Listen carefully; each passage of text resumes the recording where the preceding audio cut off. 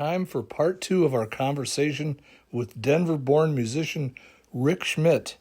Today we go much more in-depth to the time up in Boulder when he became good friends with Tommy Bolin. Ladies and gentlemen, Tommy Bolin fans, we're here for part two of my conversation with Rick Schmidt, who had an unusual front row seat to the late 60s Denver music scene that got turned on its head when Tommy Bolin came to Denver from Sioux City, Iowa. And Rick had already become good friends with and a bandmate with Dave Brown and his brothers in Hannigan's Greenhouse, who we talked about previously. And we weren't able to finish this conversation in part one. Who knows if we'll finish it today, but we're here for part two. So Rick, great that you're back.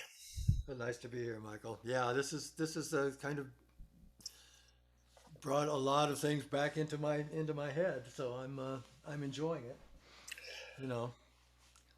So what I thought I would do here is share a couple pictures that you actually provided, and just for us to get a little bit of background about what was going on there in 1967 with you. Okay. Well, this was a band. Up in the upper left is David, and the top row is Rick Brown, his brother. The other gentleman was Rick Falver, who was a good friend of ours, and I'm in the front with the. I guess that was a fireman's hat, but this was just not in Hannigan's Greenhouse. This was a band that David and put together in like an hour to do this talent contest, and we won. And it was called the Super Ethel Whoopee Band in South Denver. It was at Platt Park, and there's my bass. I wish I had that still. And David, I think, only played harmonica. So he was a guitar player. So this was a kind of just a little fluke thing, but we made the papers, so that's what this picture is. And okay, I don't know if you can see it, but I'm playing the bass here. This is in the Browns family's basement. A little bit more context. And for a while there, I thought that the guy there was David, but no, it is Alan Brown. And this is when we were rehearsing, and in the basement, which we did every day after school usually, and those are great memories for me. And I was already holding the bass kind of correctly. So who knows? Who knew? And I don't even remember what bass that was. That wasn't the one that David, made out of an old 6-string guitar. So that looks like a Fender bass. I don't know where came from, but there I was playing it. So.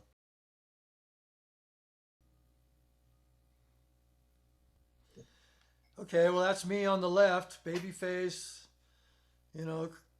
Bushy hair, and that's David in the hat, and I'm thinking that's Rick Falver, his sister Wendy, who was a girlfriend of mine at that point, and I'm guessing that was the Falver's mother there, but that was just on Logan Street. It's just somehow somebody took a picture of us, and it was right across from Platt Park actually, and which is South Denver, on Logan, and we were sitting on their porch. That's about all I remember of that. I was really surprised to find that. But boy, I've looked differently. And then the foundation of all this in recent years, before Dave passed. Yeah, you guys.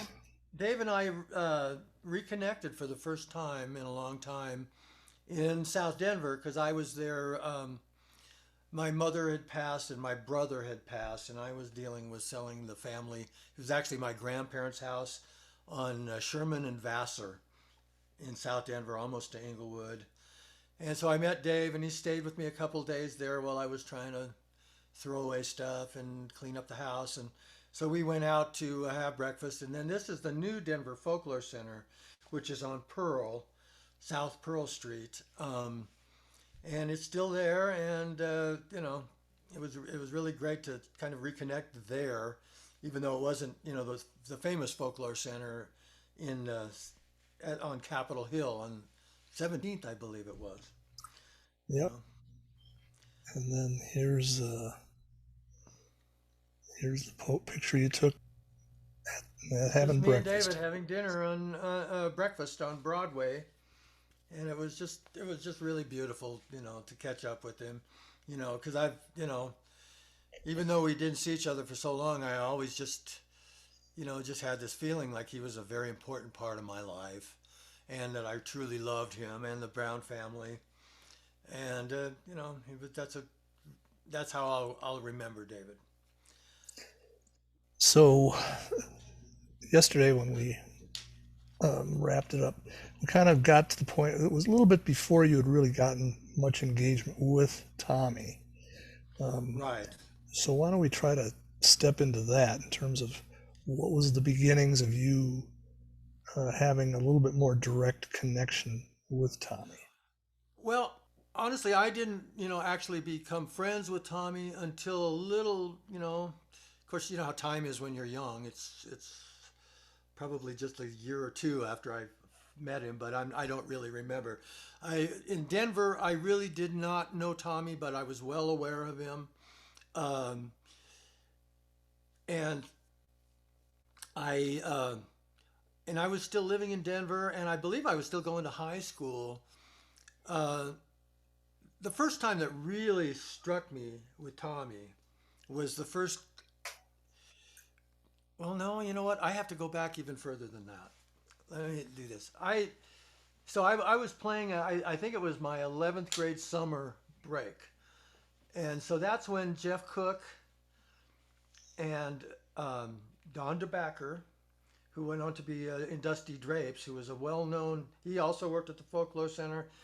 He and Jeff, like I said before, really influenced me. I learned everything about Delta blues from Don DeBacker. He was, he had Reverend Gary Davis staying at his house. Somehow Don, even though he was only a year or maybe two older than I, he actually had his own place um, that he lived at, and he actually was a chauffeur in his old Corvair for Barry Fay to get things, when things were starting up there. And but anyway, so what to digress? Jeff Cook, um, Dave Brown, and Don DeBacker, and this other guy, I believe his name was Max. He played harmonica and keyboards, and then so we had this blues band, and so my girlfriend's best friend's boyfriend, I think, lined us up with Robbie Chamberlain. So Robbie Chamberlain, and if I wish Jeff could fill in the blanks as far as the name of this band that we played. We rehearsed at the Family Dog on the off nights, or maybe it was the Dog at that point. I'm not sure. So we rehearsed all the time. But Robbie Chamberlain was our drummer, and for me as a bass player at that time, this was the first guy I could play with that sort of could swing and had a jazz feel besides being able to play rock. You know, and he could definitely play blues shuffles and all that. And he knew how to communicate those things, which I did not. I just kind of played along. Now I do. But so at any rate, there was a night that Dave, me, and Robbie and Jeff Cook. Jeff Cook took us to a place in Boulder, and I was living in Denver at that time. But he took us to a place in Boulder where this is the first time I became aware of John Ferris, and and and I think they needed a drummer, so we volunteered Robbie. Or Robbie got into it, which I think was his first meeting with what was to be Zephyr, and Was that so was that Ethereal Zephyr then? Because that was the band that Tommy and John had before Candy and David. that's a good point. I do not know that. Well, I that don't would know that's that. probably what that was Ethereal And I Zephyr. did not play bass, and I'm assuming that John, on B3, he had a B3 Hammond. I wish I could remember, but I think he might have been playing bass with his left hand or his feet, or if there was a bass player, I don't remember. But I do remember that Tommy was mind blowing, of course. And actually, I was such a huge fan of Jimmy Smith and all that. I just loved to see a Hammond organ and a guitar playing kind of jazzy, bluesy stuff. And Robbie went in and he just nailed it. And it was kind of, I don't know whether that was the end of our blues band, but that was probably the beginning of Zephyr um, at that point. And I Is and I that at the remember all, Buff room? God, that might have been. Because that's what David just got. We went through this whole period, and that was the room that I think he said It was that's it all was a this came together. small, I think it was a small place, Yep. but yeah, th- that sounds familiar to me. So yeah, and once again, I don't remember a lot of the precise names and dates, but um, so at any rate, that's the first time I really heard Tommy besides American Standard, and Let's digress in terms of American Standard. What okay, you did talk some about that, yes. but do you have any more recollections now that you've slept on it about American No, American not Standard?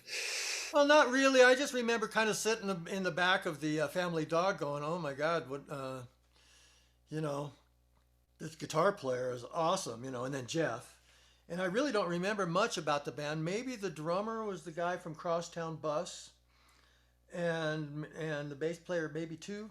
I'm not sure. I don't think it was like Kenner Passarelli or any of No, that. no. Well, I think you're right. I think what the change And in Crosstown Bus was Tommy took the yeah, guitar player's place. and that's all I remember. I just remember, like I said before, Tommy was just kind of he just looked like something else. He wasn't kind of the common rock star. He had kind of like this Cossack hat on, as I recall, and he had like a kind of a furry or a leather, with fur lined thing that he was wearing, and he strung his gold top Les Paul pretty low. I was kind of a jazz guy where I was kind of up here. He was like down here, the rock thing, and he was just nailing it. And just reckless abandon. He just And that would have played been so that was good. Tommy at 16, basically. Yeah, which was me too. Your age. Yep. I just found out that he was like actually older than me by a couple months. So um, so there you go. But yeah, so that's about all I really do remember about them. And so later on, I get the call from Jeff, like we talked about. But so we went to the place which could have been The the buff buff room. room. Yep. So then after that, go a little bit further. I'm still in high school, and so this is I'm guessing one of Zephyr's first gigs. Maybe David could qualify this, but uh, it was at DU, Denver University, and in one of their big rooms. And so I go there, and I just remember, okay, well, Tommy, all of a sudden, he had two brand new Fender Twins that I guess Barry bought for him, and I immediately go, not one, but two? Holy moly. I want one of those. At this point, I'm thinking, that Tommy's kind of a competition for me because I thought I was pretty hot shit. But uh, But looking back on it, I just did not have the killer instinct.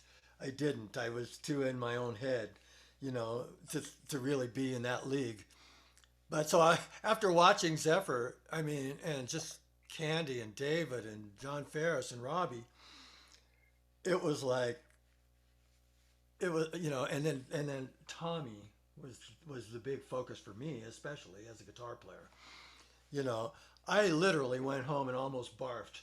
It was like I was sick for school the next day. I just couldn't believe it that there was somebody my age that was this good, in the band. And they were rocking. They were playing some kind of cooler, not just power chords, straight eighths, heavy rock. They were playing.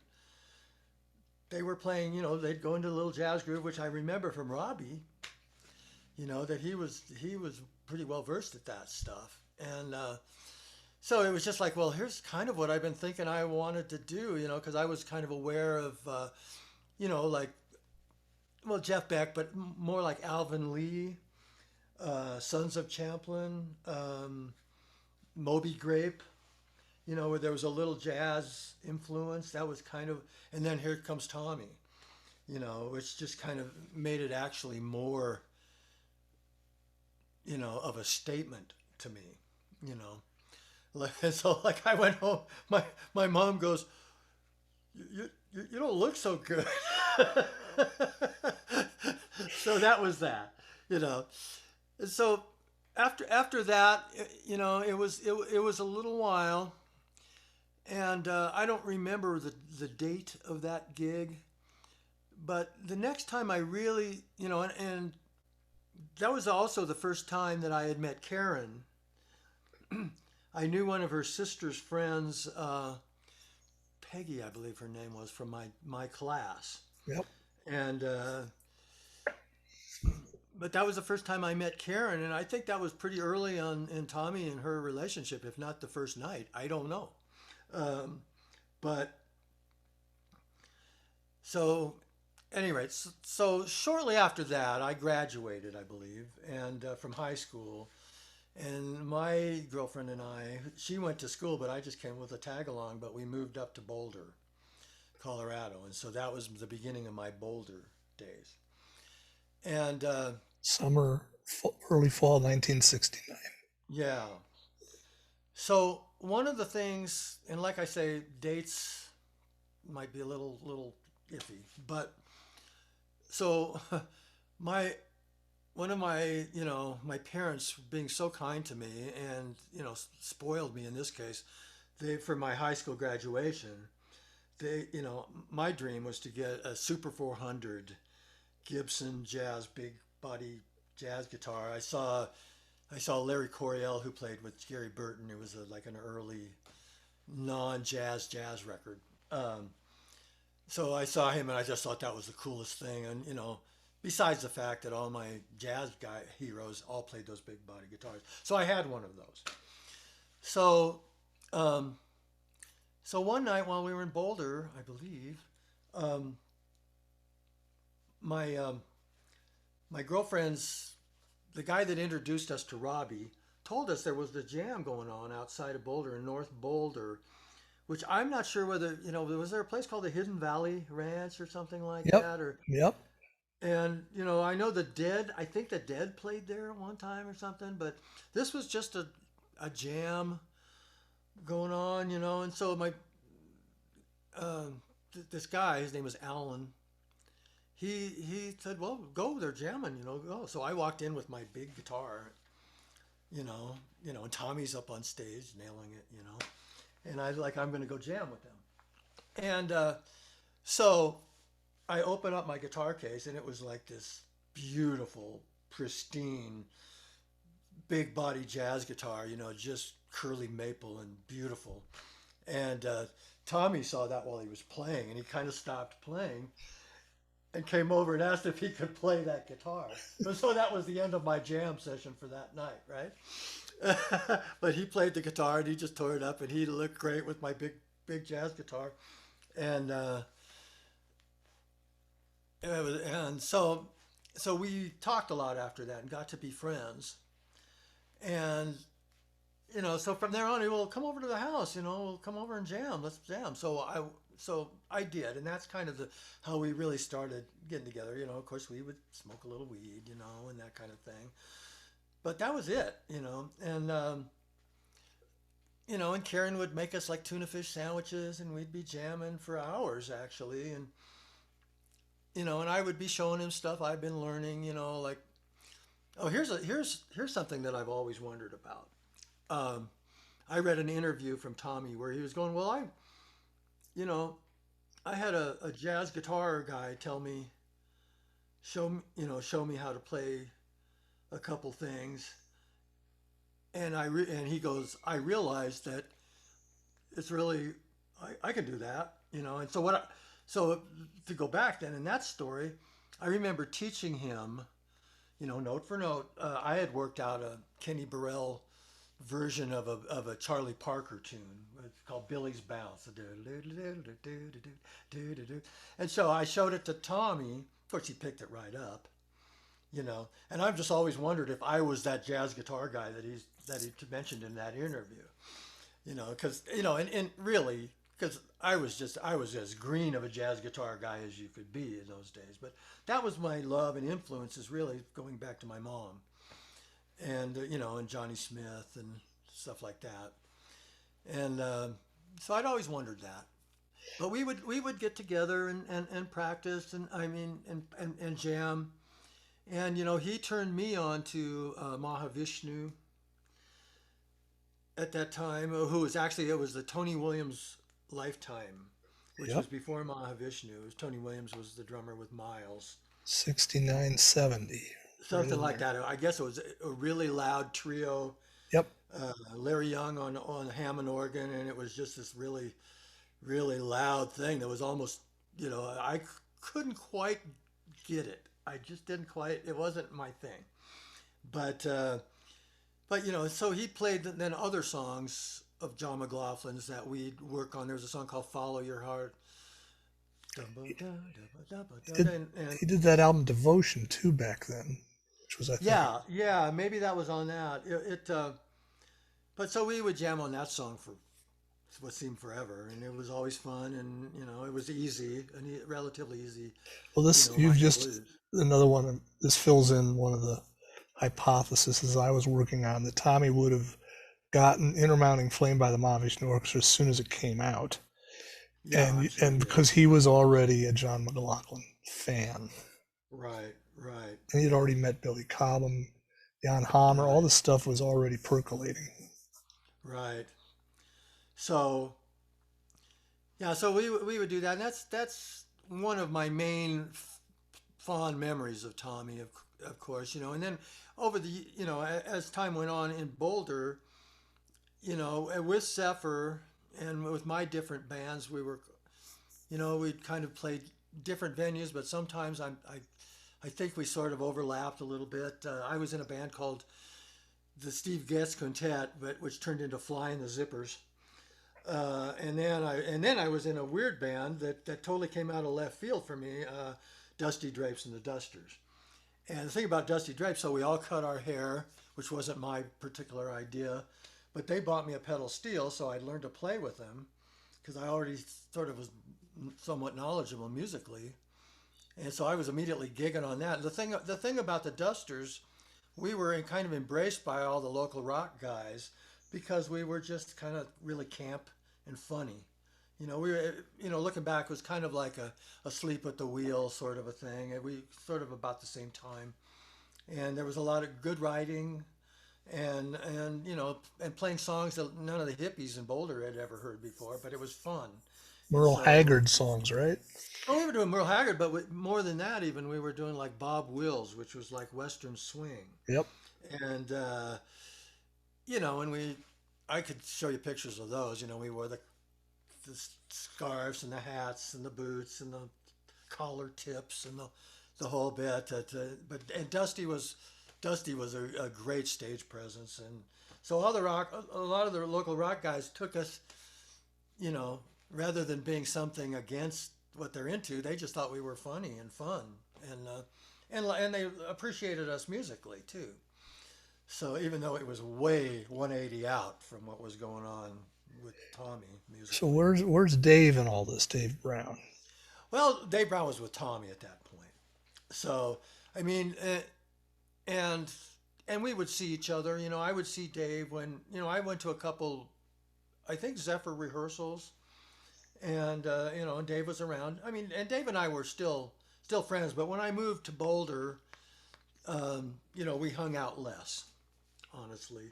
But I still maintained you know contact. I think I might have moved back to Denver to my parents' house for a brief time, and that might have been the last time I really saw David. Um, Before he really went on the road uh, with Tommy.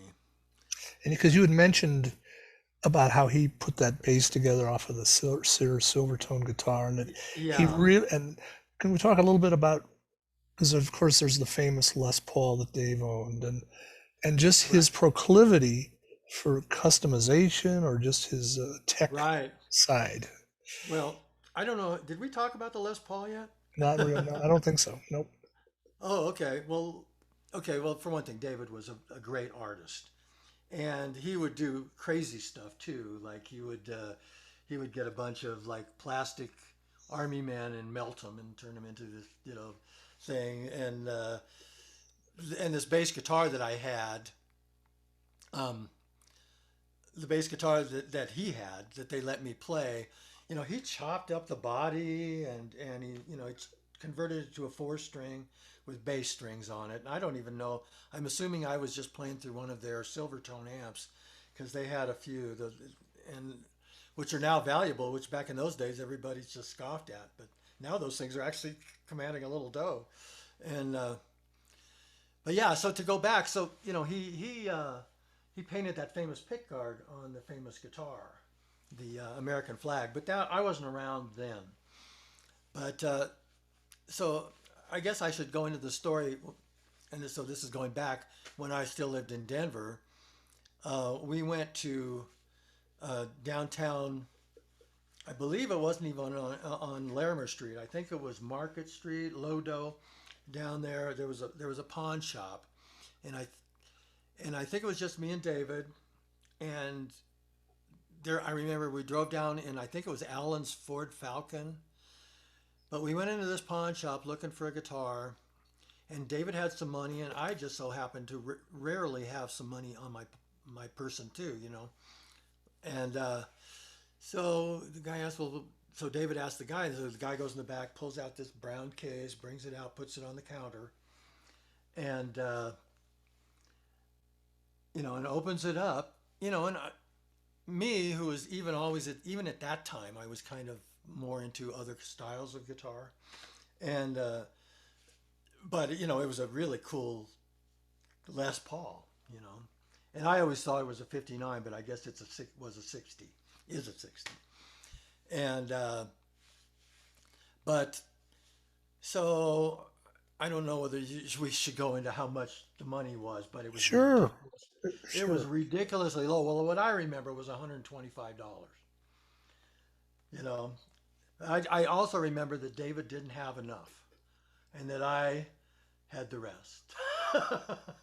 And so we sort of, for a brief period, we sort of co-owned the guitar, but it was always David's in my mind. And Did he ever but pay you back? oh yeah, he did. He did. Because that I keep score sometimes. I mean, even though I was a spaced out hippie kid, I do keep score. But so here he had this guitar, and that's the guitar that we played with Jeff Cook, and that he played in, and and then later on Who played with Jeff Cook? with David, me, David, Robbie Chamberlain, and that band, the blues band, and I was playing bass, and so David played that guitar, and and he kept that guitar the whole time, and I have a little side story on that guitar. So I borrowed that guitar. David let me have it for short periods. Where I would just play, go home and play that guitar, and so there was a little hippie house on Emerson in South Denver that a lot of our friends hung out at. I'm sure there's lots of weed involved, and but we would jam in the basement. So I had that guitar, and I left it in the basement, and there was a couple other guitars. I remember there was a Mosrite guitar, which is now is another guitar that's valuable that wasn't looked upon as highly in those days. It was kind of what the Ventures played. But at any rate, so everybody in the house but one of us, was a girl, somebody's girlfriend, um, was in the house, and we all went to the very first. We went to see Vanilla Fudge and Spirit, and the opening act was Led Zeppelin. I was there. Yeah, me too. And and I'm thinking to myself, who's that rooster up there on stage? And silly me. And so we went to that concert, and we came back, and the house had gotten broken into, and the girl I had heard was assaulted, raped, and uh, and they stole the Mosrite guitar and left the Les Paul. Wow. And that's about all I remember of that story, But I just remember going to that concert and coming back and finding out that the house had been burglarized and assaulted. And so the guitar, I gave it back to Dave, and that was the last I ever had of it. And So wasn't it custom? I mean, what's the story there? well, David, the customization that I see on the guitar now, which Joe Bonamassa now owns, uh, had David painted an American flag on the pickguard. Very, very Dave-like thing to do. And and then there's a Bigsby tailpiece, which is a whammy bar that is that was not, as far as I remember, part of the original guitar. I'm sure it wasn't. And so he added that on, and Tommy had that, because whammy bars, it didn't work the same way as like a Stratocaster whammy bar. It was more, I mean, those were kind of designed to kind of have a vibrato to make it sort of sound like a steel guitar. And that's what those originally were designed for. But so they put one on the Les Paul, and that's as far as the customization I had heard. I heard that the headstock broke off later on when David was living in Moab. But that's about the last I remember. I haven't seen that guitar and personally for years. I'd love to see it sometime. And but it was quite a story to go down there and come up with that guitar, out of a pawn shop. Those days are over. So, in terms of just Tommy's personality and how he was back when he was 18 years old, what do you remember about just his? Tommy was, well, to me, he was very kind and friendly, nice. We could just talk for hours about music. He and I were basically into the same things, and we just hit it off really well. I mean, I also recognized, because before we became friends, Tommy was a little aloof. He was, like you say, he definitely had that. He had the drive to be a rock star. He really did. And so he would, when he'd see a guitar player, he would kind of, I mean, I think he would size him up, and but he was always, I mean, if something impressed him, it impressed him. That was Like it. your guitar. Like my guitar. It And didn't matter. eventually he liked me as a player. But but yeah, so like when I first met Tommy, he was a little aloof in Denver, so I really didn't know him. I just kind of like nodded to him and stuff like that. The Folklore Center, Civic Center, all that stuff. And the Family Dog, he was already in full rock star mode, so I was like in the back, one of the observers. And but then when we got to know each other, it was cool. I remember, I have a memory that I drove Tommy and Karen in the back seat of my '59 uh, Bel Air, Chevy Bel Air, down from Boulder, because we were in Boulder at that time, down to me and my girlfriend Christy. We drove, the four of us drove down to see Emerson, Lake and Palmer together. And I just remember Tommy was sitting in the back of my car, and I look in the back mirror, and he's got like sunglasses on. I'm thinking, this guy is cool. Was that at the Denver Coliseum? Yes, I'm pretty sure it Was was. Mountain on that bill? God, you'd think I would remember that. I saw Mountain. Maybe that was it. But it 'Cause, was definitely Emerson, Lake and Palmer. I believe I was at that show as well. Yeah. We went to all of them, didn't we? Yeah. I saw the Stones. I saw Hendrix. I know. So, yeah, yeah. So I remember that. And, we got to be friends, and but Tommy started to get busy, and so things started to move along. I got busy, and Did you ever so did you ever go see Energy? oh yeah, oh yeah, So I mean, because there oh you were familiar with Zephyr, you got into Zephyr, you knew oh yeah, already had played with Robbie and Tommy, right. so Zephyr obviously became. Talk about what Zephyr became 70, 71 in Boulder. What did they mean? Well, What was Zephyr became okay. Well, we've got rock stars in our midst, kind of thing. I was, and I saw them many times. I saw them in Boulder many times. I saw them.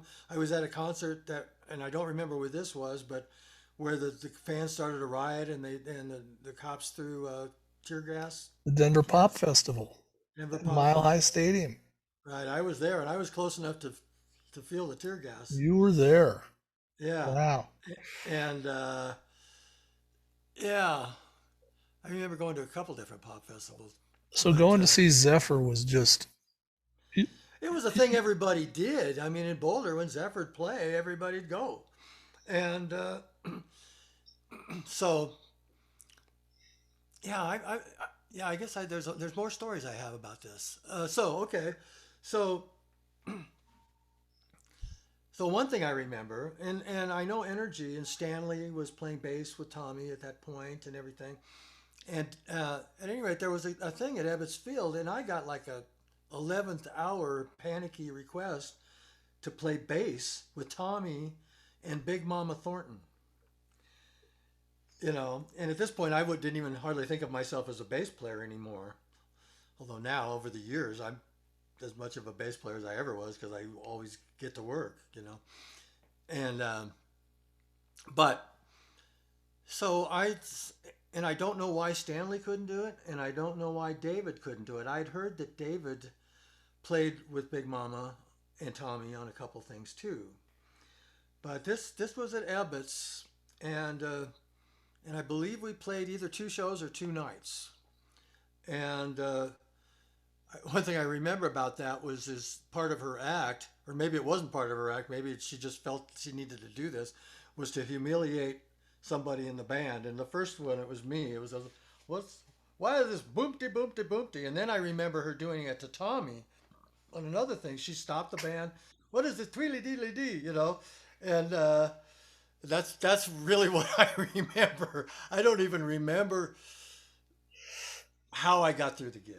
I really don't. As so many of those gigs, I don't remember what we played, what we did. I just nodded my head up and down and smiled a lot. And so I did that thing with Tommy. Um, and what other Tommy story do I have? In Boulder, so one of the things so one of the members of the blues band that I met Jeff with, his name is Don DeBacker. So they started a band, Dusty Drapes and the Dusters, and I was living on Don's property in Wall Street outside of Boulder, and I was going to get into yoga and just live up there and live up, make my own brown rice and blah blah blah. Well, they decided well they needed a pedal steel player, and they looked in the Denver Union and they had a couple guys come out, and they were so green that none of the guys who could really play wanted to be with them at that point. So they said, "Hey, we'll buy you a pedal steel if you play with us." And I was aware of pedal steel because in South Denver, I grew up listening to a band called the Benzie Crick, which was Rusty Young's band, who went on to be in Poco.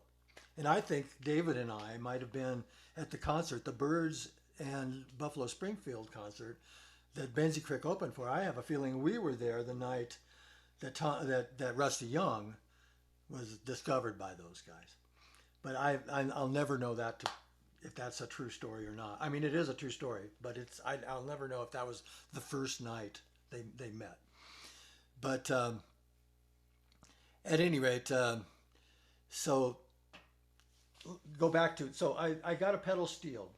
I was going to learn to play pedal steel. I immediately kind of took to it. I was definitely high on something, and I was listening to a Keith Jarrett record where he had a string quartet, and I had this pedal steel, and I was listening to Weather Report. I wasn't listening to country music at this point. I was in Boulder up there, and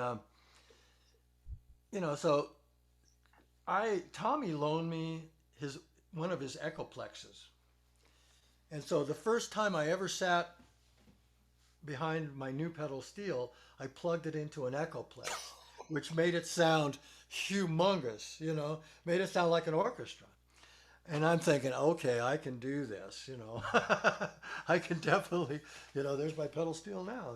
So it's and still I get a lot of calls for not echoplexes, but for big orchestral type patty stuff. For session work that I do. And in fact, I used to do sessions before there were polyphonic synthesizers, where there was kind of copying that groove, of four note, you know, legato sounding stuff, which a pedal steel is great for.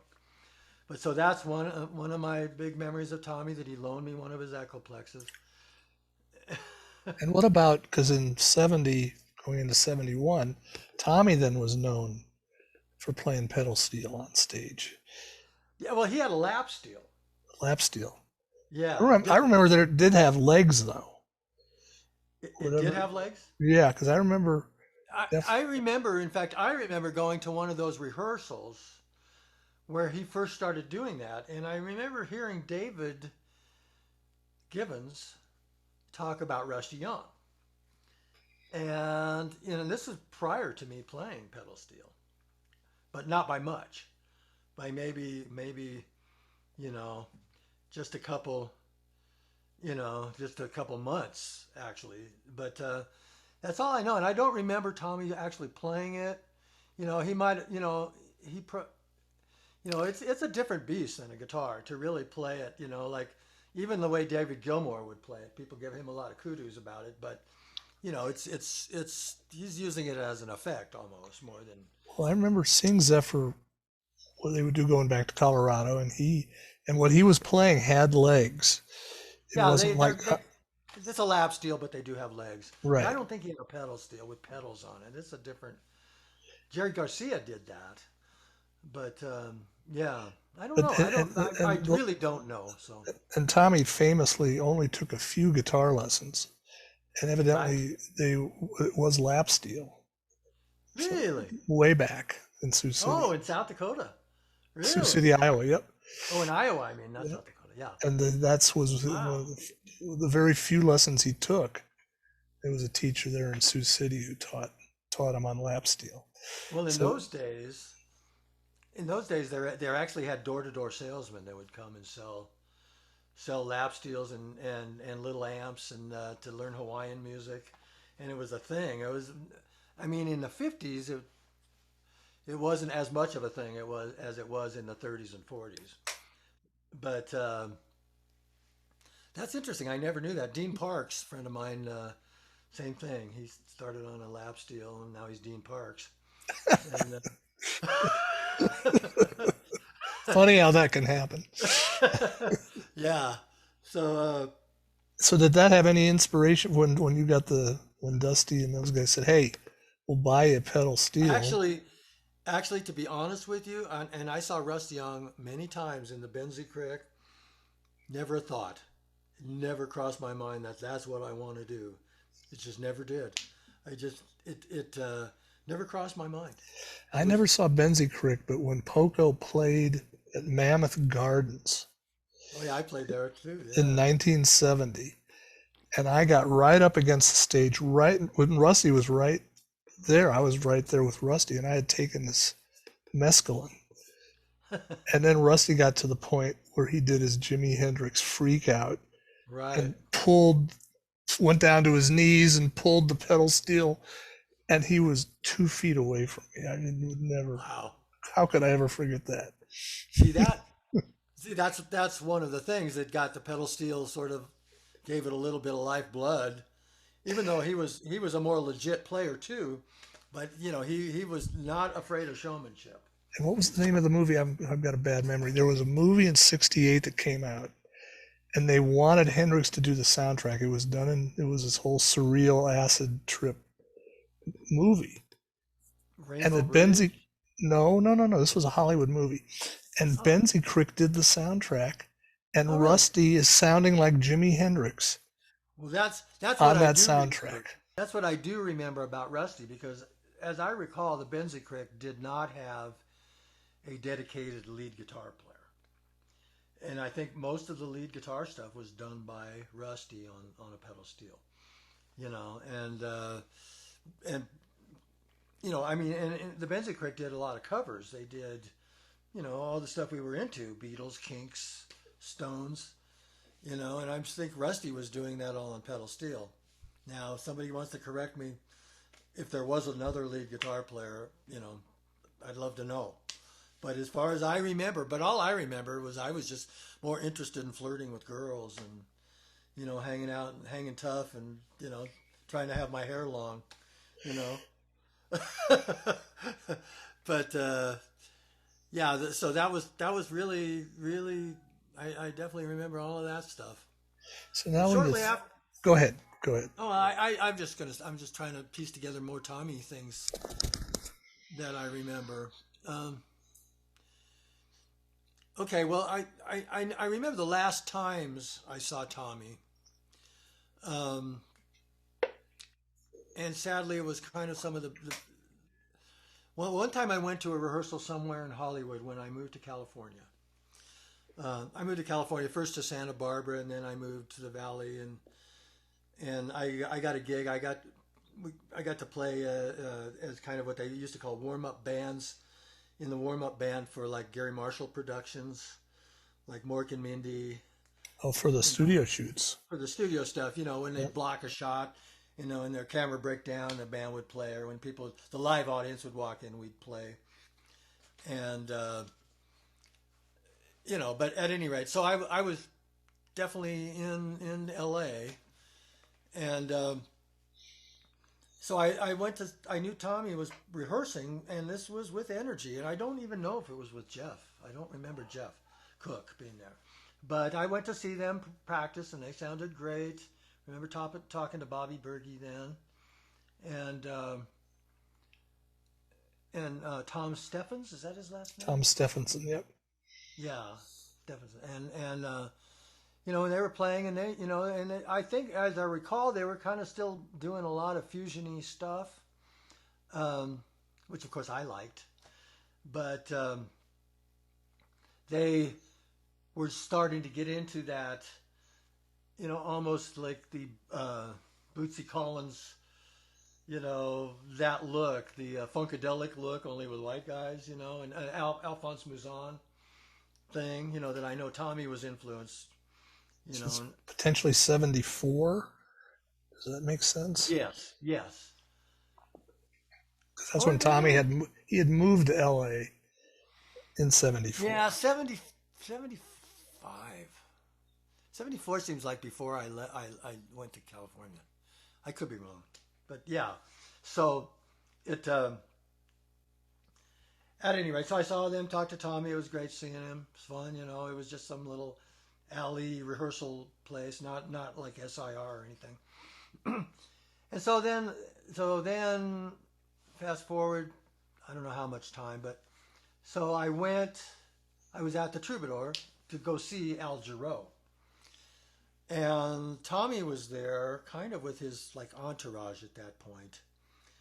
And, sadly to say, it, it felt like he, seemed like he was pretty much in the bag at that point.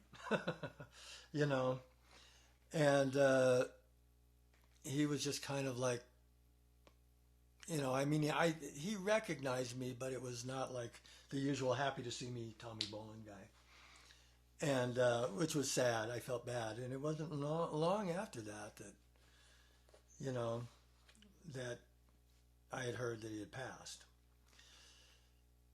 and which was just heartbreaking, and it was just so surreal. I just couldn't believe it, And at that point, I had some job working, you know, working at an Oro Wheat bread distributing center, just to kind of keep things together. And so yeah, that was a sad point. But that was about really what most of my memories of Tommy, if something jogs them, I'll let you know here. But I just remember my best times with Tommy were just pretty much in his apartment. He came over to my apartment a couple times and just jamming, just playing guitar. And we would play blues, minor blues, simple progressions, jazzier songs. I remember when I first met Tommy, when I brought my pretty guitar in, and he played it. He would kick songs off in a way that I'd never heard anybody my age kick songs off. He would kick songs off. He goes, okay, this is here's a song in 6/8, 6/8 swing, so it's like a 1-2, kind of a, not a swing, but a 6/8 feel. And and I even though I sort of read music in those days, I knew nothing about telling a band that something was in 6/8 or 12/8 or or halftime or any of that stuff. So Tommy was the first guy that I heard actually talking like a professional, who was my age, and so that was kind of an enlightening thing. And so then I immediately zoned in. Okay, what's a 6/8?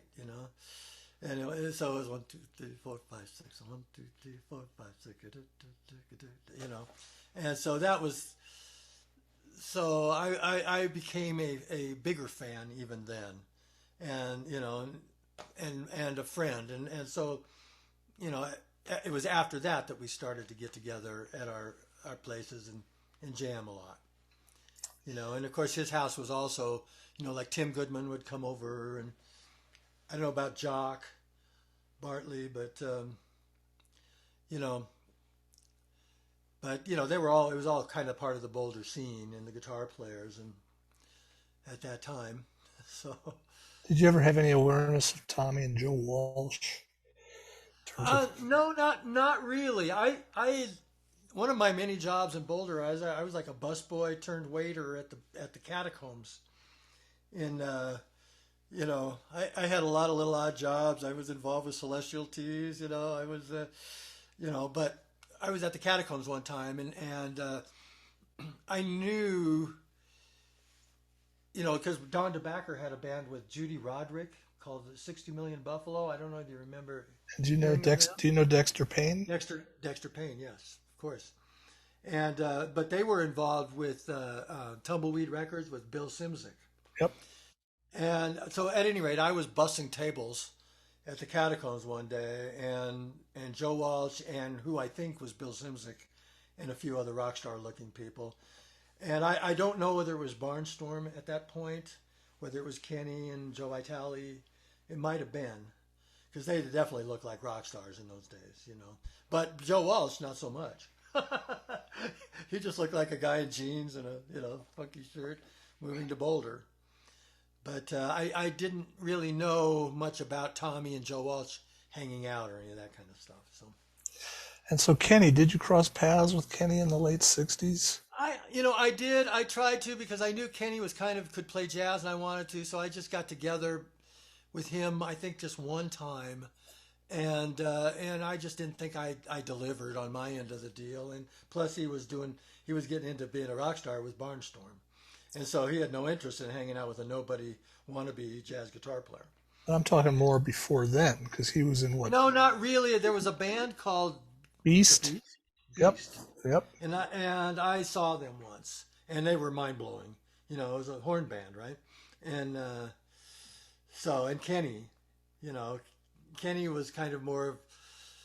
He was more, of an actual grown up pro bass player than I was at that point. And because he hooked up with Tommy pretty quickly, and it was, I think, 1970 when they went to New York together. Oh, really? And slept on Kenny's told this story. Slept on Jeremy Steig's floor. So did Kenny play with Jeremy Steig too on that? Yep. That whole... When they played Slugs and they did a few shows in New York City, Kenny. So that was Tommy's way into the whole jazz scene there, right? But Zephyr. That's right.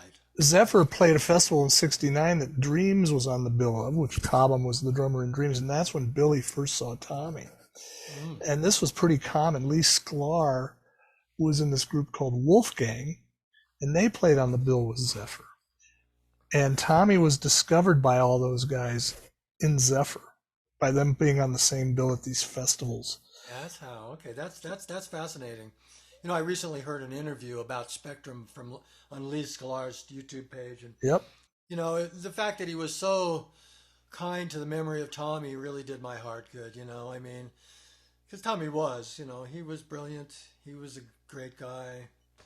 And You Lee know, Sled, loved being in the basically band. maybe the greatest guitar player I ever had the chance to Yeah, play well, with. definitely for me too. I mean, I over my lifetime I've known quite a few, and Tommy knew a lot of them. Like my friend Mike Miller, now with Boz Scaggs, played with Chick Corea. He's one.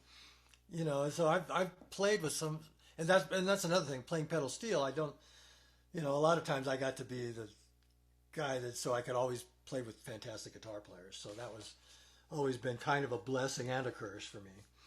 And same with bass. But I, you know, I don't mind at all. I mean, I got getting to play on stage with Big Mama Thornton and Tommy was just like, how cool is that? You know?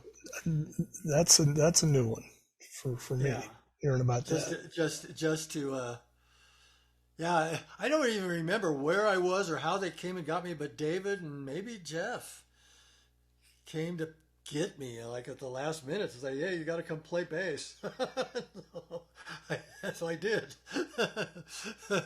So yeah, and I don't remember why Stanley wasn't there, but you know maybe he'll fill that blank in. But yeah, those are good times, good memories. So when Tommy, is there a way to rhetorically put it of what the world lost when Tommy's life came to a premature end? Well, just like so many important figures, and he was an important figure. It's just not as many people realize that as say Jimi Hendrix or you know. But you know, well, especially in a case like Jimi Hendrix, you're always wondering what was he going to do. Same with Tommy. You know, what was he going to do? You know, would he have played with Miles Davis? Would he have gone on to just get to be like Led Zeppelin? Who knows? You know, and you know, I always, you know, I came to terms. Maybe this was just sour grapes for me, but I, you know, the whole rock star thing, I sort of lost that as soon as I got into jazz, you know, and you know, and so I might have had a bit of a toot about rock star wannabes, but looking back, you know, there was never a doubt in my mind that Tommy, you know, that Tommy wasn't a total star. You know, he was just that guy, and everybody that I know who knew him, and everybody, and so many people now that didn't. Joe Bonamassa, I just hear people, you know, all these all these people that just go, you know, that he's come out as being, you know, who he was, just a great. And like I said, he was just a very sweet guy. He was just very kind, and you know,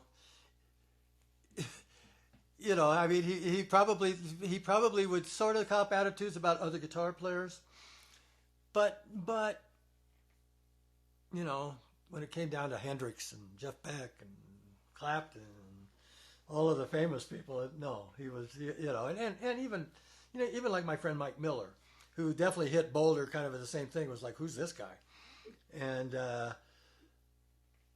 you know, Tommy was really nice to him. I think maybe it's a little bit of a fire under because here was another guy playing Mahavishnu stuff.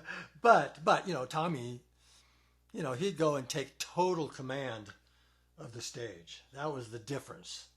And he learned that early on. He probably, like you say, he probably learned that on when he was playing in little suits, you know, playing casual, you know, cover band gigs. You know, he just learned how to entertain. And you know, at the very least, I learned how to just, you know, not let any negative feelings come out that I may have on stage. You know, I always try. You know, my dad taught me that, and just kind of be there and be smile and enjoy what you're doing, and don't make apologies, and don't grimace if you make a clam.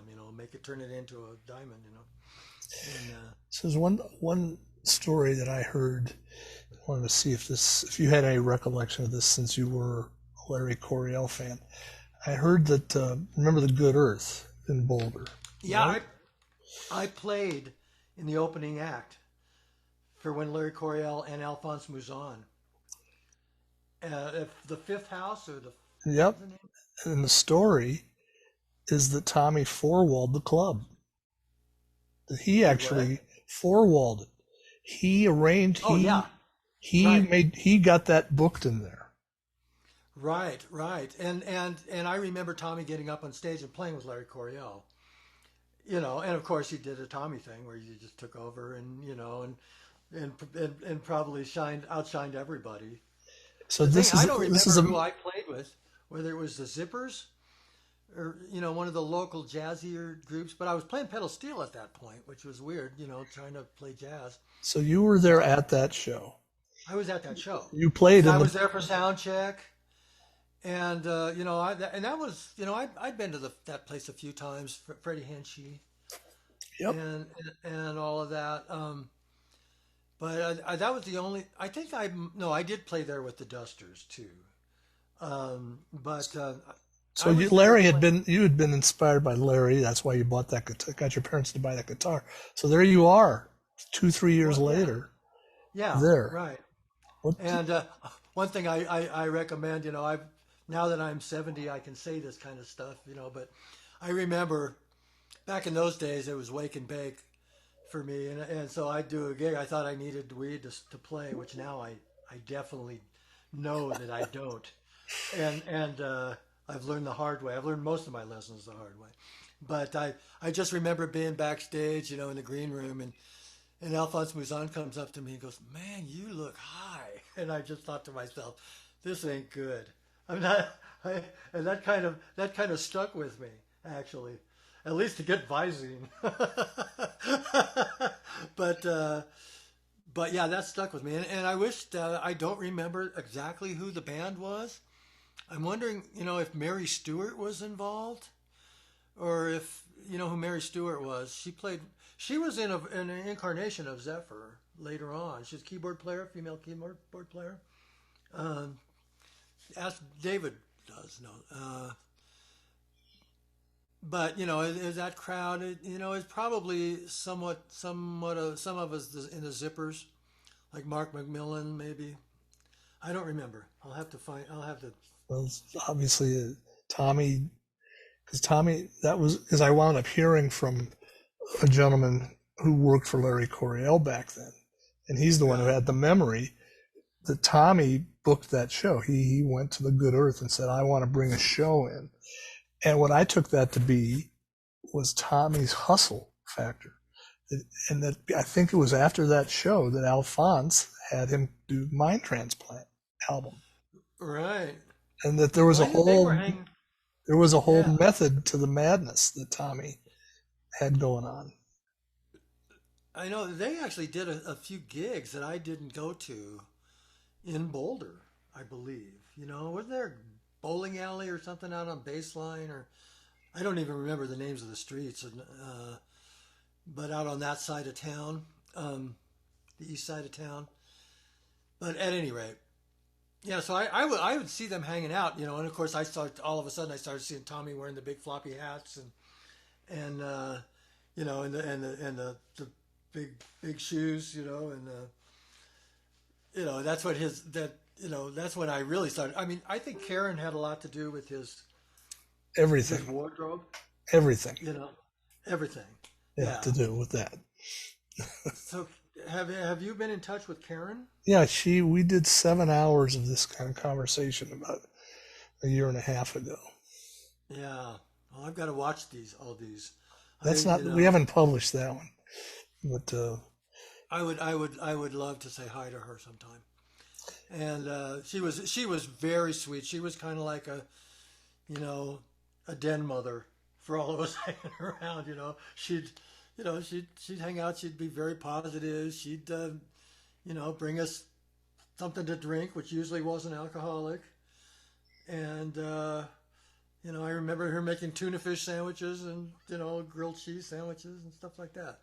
And, but she was a beautiful woman, and her and Tommy looked like this power rock star couple, which I'm sure was big in her mind and his, but, so, all those, so much of his clothing she did, made, right? I had heard something to Oh that yeah. effect. They're cobbled together. And And she talked about them when Energy was happening, and he would be the model, and she would just pin together the clothes on him that she was creating for him, how and cool. then sew them, and then put the final thing together. So, and it just over and over and over again. That this is when she really, and then she became, a rock star seamstress. And she did for years. She did all the Kiss outfits. Oh, I did not know And that. then How she cool did the is that? Brian Setzer orchestra outfits. Really? Yep. Wow. How And cool is that? she Good wound up, for her. and Tommy was the beginning of all that Good for her. for her. Meanwhile, while they were doing that, I was wearing cowboy hats and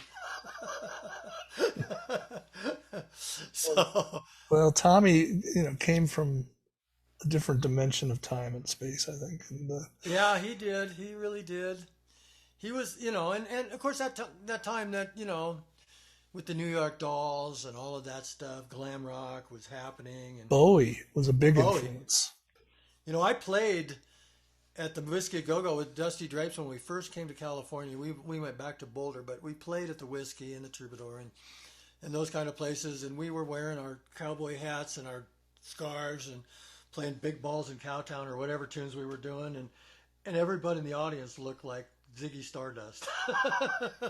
And so that was kind of where I came from, even though, Well, one of Jeff's stories was that would have been in '72 when Energy was together, and that one of the deepest conversations he had with Tommy was when they went to the Crazy Horse salon on the hill and were getting the colors put in their oh hair. yeah, And that was all, I'm sure, Bowie. It was just a huge reason right. why they went. And for guys in 1972 to put colored streaks in their hair, you That had was to be pretty. a rock star. You had to be a rock star, yeah. That's pretty radical, and that's still kind of the way it is today. If you're going to be a rock star, be a rock star. Go for it.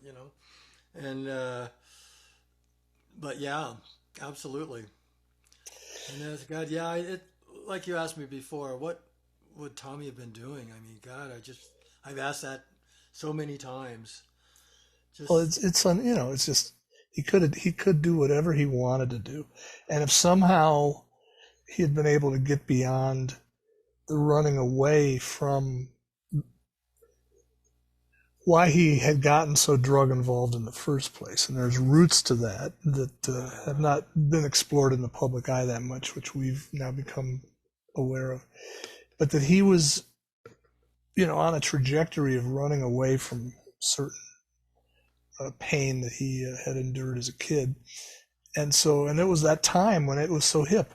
There was no sense. And it was right then when rehab even became something that anybody had any awareness of. right, But if somehow you could just wave a magic wand over the whole thing, because he had a different voice. When I interviewed Narada, he talked about how they would go be in hotel rooms within the tour when they were together just for a brief period in May of '76. And they would have deep spiritual conversations because Narada was into Sri Chinmoy and was right, into being right, totally clean and a healthy life. And that Tommy was genuinely curious about that perspective. right. And he was already, had gotten an addictive streak activated. But if somehow you could wave a magic wand over it, which of course is not possible, and he would have then not continued on that path, he could have done anything he wanted to do. Because with Oh, Private Eyes, even though he was in a yeah. heavy usage period, Dennis Mackay said, I said, Dennis, have you ever worked with anybody who had the range of gifts that Tommy had, who could just deliver the goods and just nail it right off the top? And he went, never. And Dennis has produced dozens of important artists over the years. And he said Tommy was unprecedented in how he was able to deliver at the Right. point in 76 when he, like you say, you ran into him at the Troubadour and he was, lit, Yeah. so to speak, that in that time period, when it came down to doing an album, he had it completely together. So Right. if he had survived, yeah, he could have played with anybody. I always think that Santana was kind of the model, where he had his commercial Santana albums, and then he would do whatever he wanted to do albums. Right. And I think it's obvious that that's part of what would have happened with Of course, Tommy. Shri, or however you, Street Illinois. Yeah, I mean, I'm sure he was a big factor with Santana too, as far Oh as yeah, straightening his act out. yeah, You know, Mahavishnu, Narada, and of course, we Carlos. living in Boulder, I mean, there was, the Naropa Institute and all of that. I've got a lot of stories, but that's not relative to this. But It wasn't so clean and sober in all these situations. right, but yeah, but yeah, when you say the word gift with Tommy, so here's kind of the bottom line for me, how I looked at Tommy's musicianship. Tommy was all about the gift. He was all about the gift. He always had a guitar in his hand. It was all about the gift, but it was all about intuition. And whereas so many players that I know who are, still really, really playing and is supportive, not so much the rock star thing, but, like the Dean Parks of the world, Mike Miller's, uh, John Woodhead, those guys, they did all of that, but they did the work. Tommy never did the work, meaning, not learning to read music necessarily, but just learning what the hell your playing is, what you're actually playing. Tommy never knew that. He just played what he heard, and it was great, and that's all he needed to do, because he went out and he struck, and not to say, like I say, he had a guitar in his hand every time I saw him, pretty much. He was always playing guitar, and that's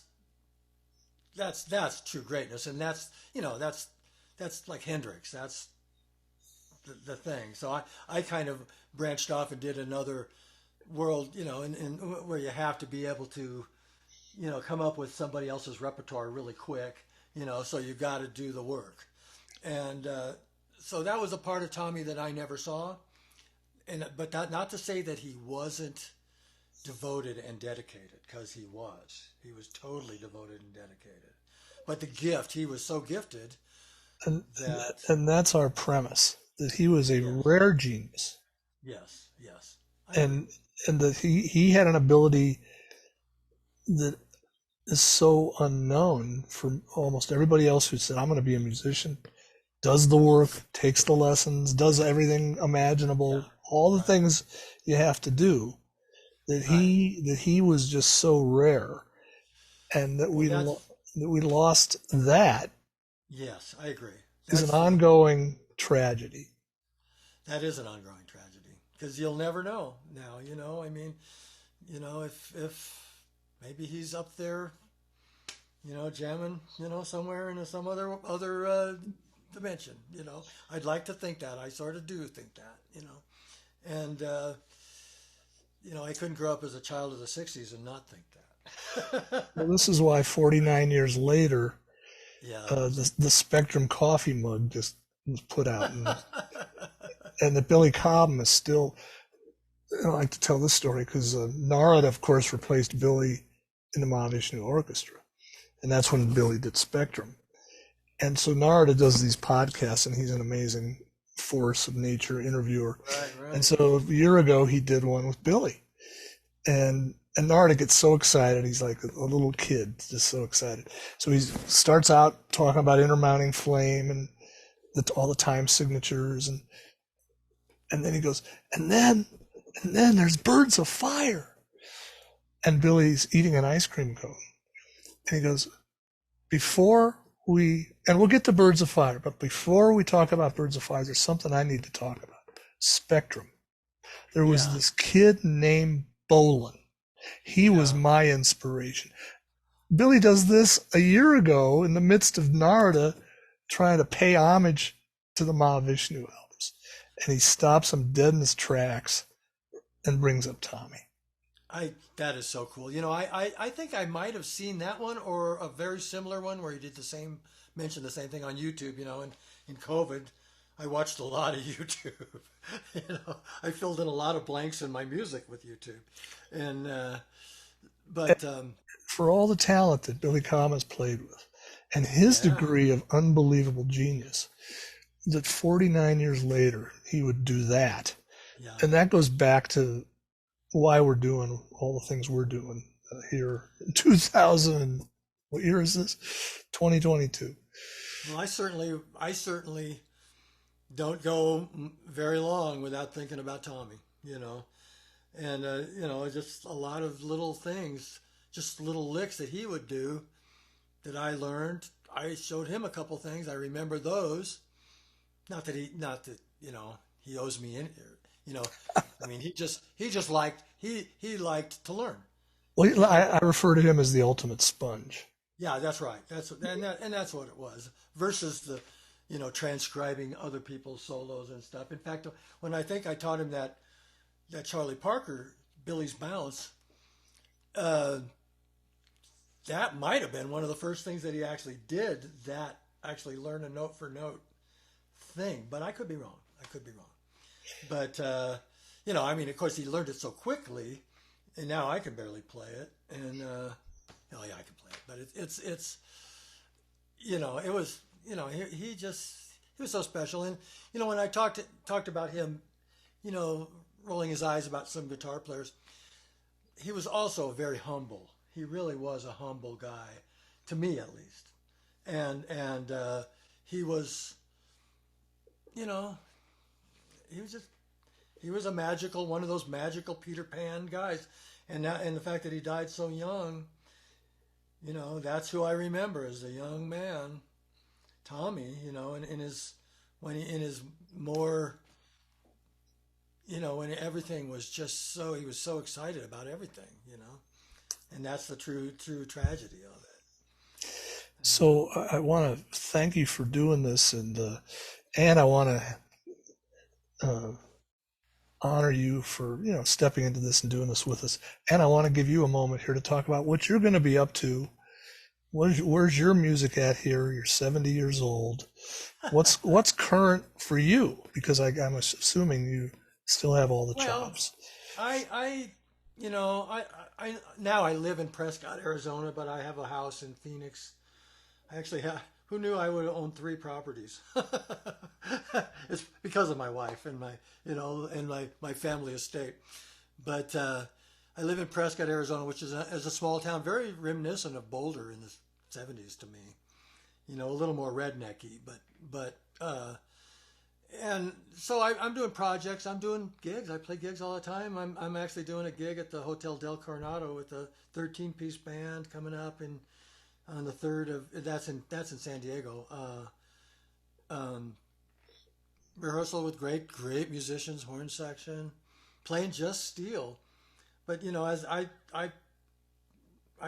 do gigs, I teach a lot. I teach online. I teach here. And mostly pedal steel, mostly out of the box, non country steel for the rare few who might be interested in that. Do you know John And Macy? Do you know John Macy? I do know John Macy. Yeah, and John's good friends with a good friend of mine, J.D. Manus, who is a famous steel player, played on Tears from Heaven, but John is the Colorado connection, I heard he was thinking about moving to Texas. He has. He's down there a little more than half time now. Yeah, and I don't know John very well. He kind of hit town when I left, and but he might have even played in the Dusty Drapes and the Dusters at one point. But I was the first. Junior Brown was the third, and I ended up playing with Junior Brown in Hawaii, and there's a book to be written there. But we won't go into that. And But yeah, I still do a lot. I do, here, and when everybody's got a studio at home, I do overdubs for people, and I can do them in my pajamas, and get paid on PayPal, never have to leave my house. And I did a festival recently up here that was kind of like a local version of a Coachella thing up here, and with the interesting out of the box thing where I only played pedal steel on that too. But I do play other instruments. A lot of times, I'll play guitar and pedal steel and the same thing, go back and forth. And I still do a lot of bass gigs, and So you're going to be in San Diego for a month? yeah, I'm leaving on Sunday morning. So And you should reach out to Russell Bizet. yeah, I think I will actually. In fact, he posts on Facebook. Yep, Near where I'm staying, he plays a lot on, jazz gigs and other type gigs, but yep. jazz gigs mostly in like Carlsbad where I used to live, which is, I miss that a lot, but it's pretty prohibitively expensive to live there for somebody like me now. But I became a surfer after I left Boulder. It was all about changing my life, and I moved out of, not that I was really into cocaine, but